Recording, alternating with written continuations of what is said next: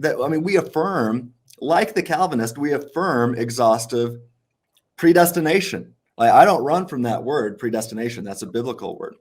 What I seek to demonstrate is that God can predestine all things via his decree, either by causally determining things or via middle knowledge.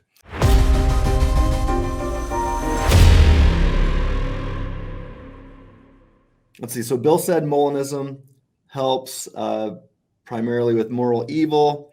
I think it does much more than that.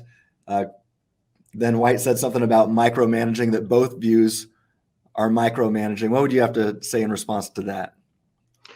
Well, it's a tu quoque fallacy, right? To say, if this, if this objection applies to me and it applies to you too, and therefore your view is wrong, right?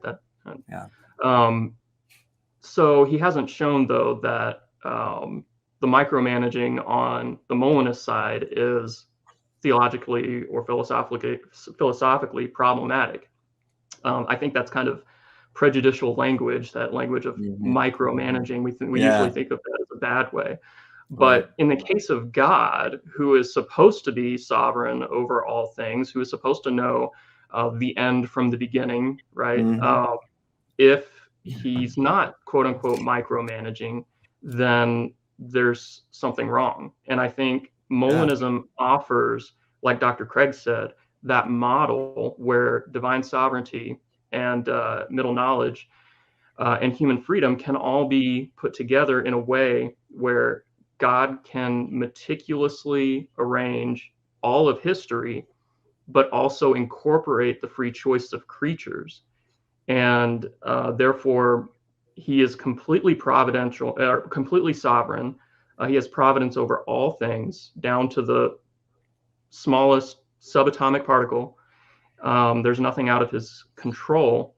And so that's something, the freedom aspect is really where the problem of evil, I think, Molinism is better. And Dr. Craig's view puts all those pieces of data together so beautifully. Yeah. Well, Ryan Mullins is watching. Hey, Ryan. And he writes. I saw that he commented on my massive beard. Well, let me put this up on the screen here.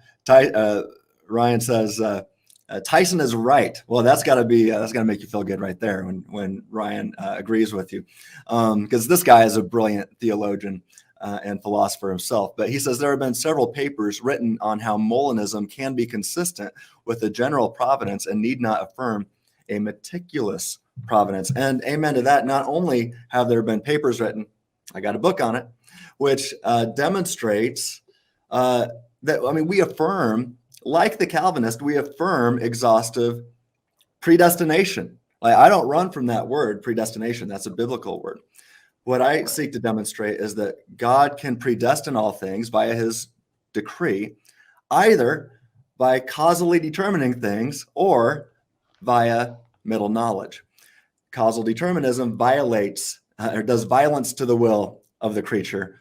The middle knowledge option does not. So I argue that we ought to prefer the middle knowledge view. But yeah, it was a shameless plug, Robert. I had to find a way to get it in there. So, see.